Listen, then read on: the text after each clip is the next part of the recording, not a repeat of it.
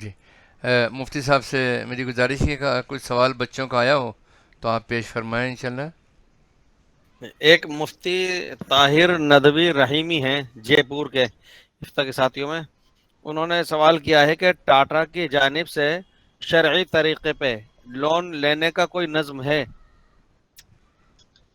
کتنا رکھتی ہے بھائی؟ ہاں جی، جواب تو یہ ہے کہ دیکھیے لون جو ہے، لون ہماری شریعت میں تو ایک ایک خیر خواہی والا جذبہ خیر خواہی کے ساتھ دینے کا طریقہ ہے نا؟ اور ٹاٹا کے جو ادارے ہیں وہ دو قسم کے ہیں۔ ایک تو وہ ہیں جو ٹاٹا ٹرسٹ ہے، ٹاٹا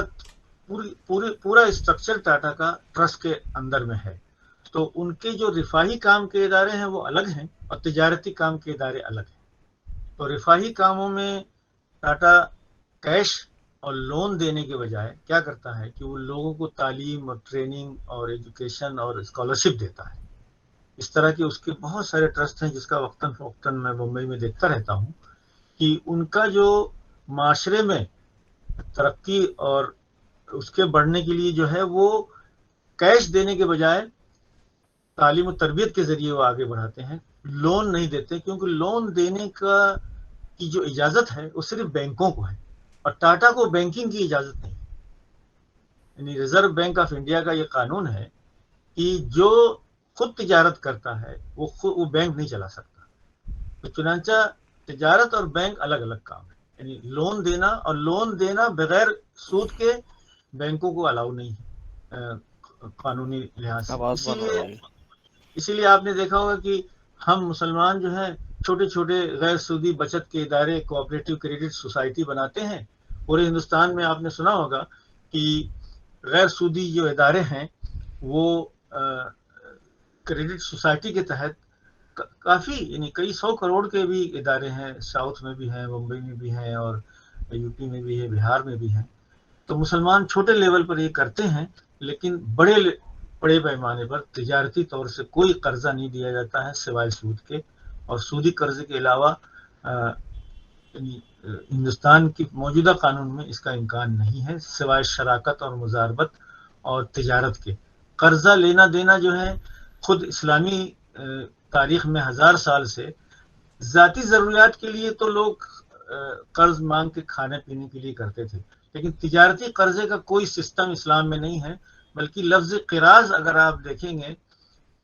فقہ کی کتابوں میں تو قراض جو ہے باب المقارضہ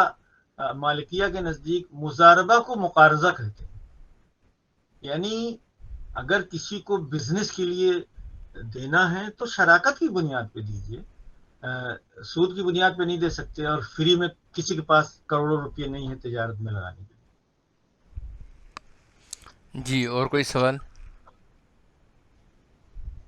جی حضرت مفتی صاحب آپ کے نمبر پہ بھیجا ہے۔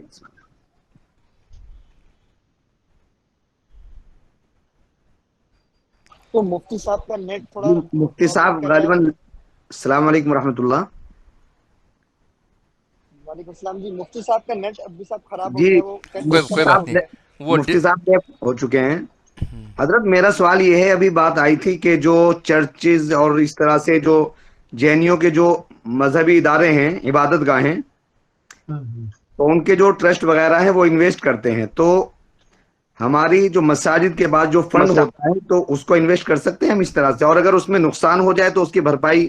کی کیا شکل ہوگی، کون کرے گا، اس کا کیا حکم ہوگا حضرت؟ جی جی جی دیکھیے نا، آپ اور ہم جانتے ہیں کہ جب ہم سرمایہ کاری کرتے ہیں تو اسلام کی صحیح روح تو یہ ہے کہ نفع و نقصان میں دونوں میں شریک ہونا، یہی اسلام کی روح ہے۔ جب ہم نفع میں صرف شریک ہوں اور نقصان میں نہ شریک ہوں، اسی کو کہتے ہیں سودی قرض، ہے نا؟ سودی معاملہ اسی وقت ہو جاتا ہے جب کسی چیز کی گارنٹی دے دی جائے، ٹھیک ہے؟ تو لہٰذا اسٹاک مارکیٹ میں یہ جو ٹاٹا ایتھیکل کے ذریعے اس کو نقصان کو کیسے بچایا جائے اور کیسے روکا جائے، وہ تاریخی طور سے پتہ لگ سکتا ہے کہ پچھلے 15 20 25 سالوں میں کیا کبھی ایسا ہوا ہے کہ نقصان ہوا ہو۔ حالانکہ اسٹاک مارکیٹ تو گرتی رہتی ہے، لیکن اس کے گرنے کے باوجود بھی کسی کا سرمایہ نہیں ڈوبا ہے اس میں۔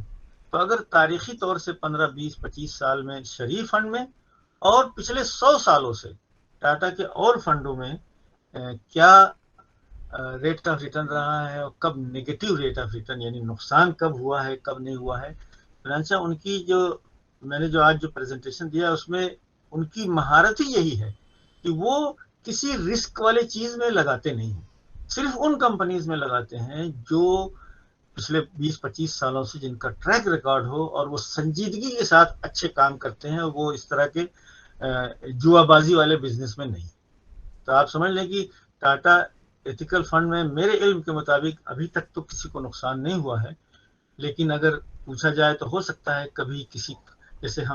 کسی نے پیسے لگائے ہوں اور چند ماہ بعد نکالنا چاہے تو اس کو نقصان ہو سکتا ہے، کیونکہ مارکیٹ کی اونچ نیچ جو ہے چند ماہ میں کبھی کبھی قابو سے باہر ہو جاتی، لیکن اگر وہی انتظار کریں 6 مہینہ، سال بھر، 2 سال، 3 سال، اس پوائنٹ آف ویو سے جو اس میں رکھتے ہیں لانگ ٹرم کے لیے، انہیں نقصان کا بہت ہی کم امکان ہے اور تاریخی طور سے یہ نہیں ہوا ہے، لہذا کوئی گارنٹی نہیں دے سکتا کیونکہ گارنٹی دینا شریعت کے خلاف ہے۔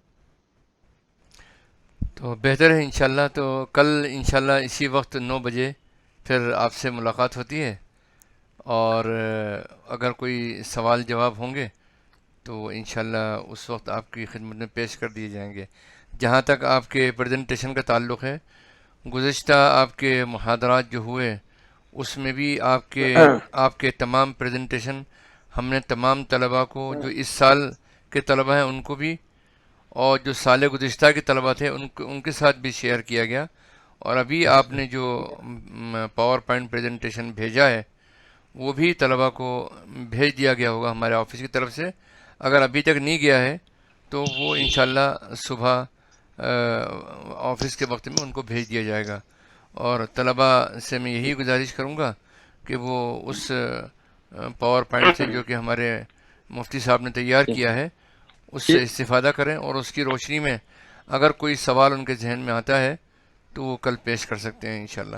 مختصر دعا فرما دیں جزاکم اللہ تعالیٰ فی الدارین، تاکہ یہ جو محاضرات ہیں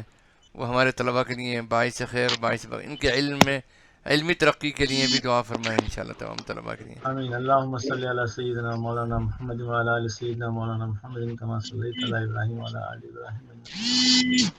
اللهم علمنا ما ينفعنا وانفعنا بما علمتنا، اللهم أرنا الحق حقا وارزقنا اتباعه وأرنا الباطل باطلا وارزقنا اجتنابه، اللهم اكفنا بحلالك عن حرامك واغننا بفضلك عمن سواك، اللهم لا تكلنا إلى أنفسنا طرفة عين واصلح لنا شأننا كله، اللهم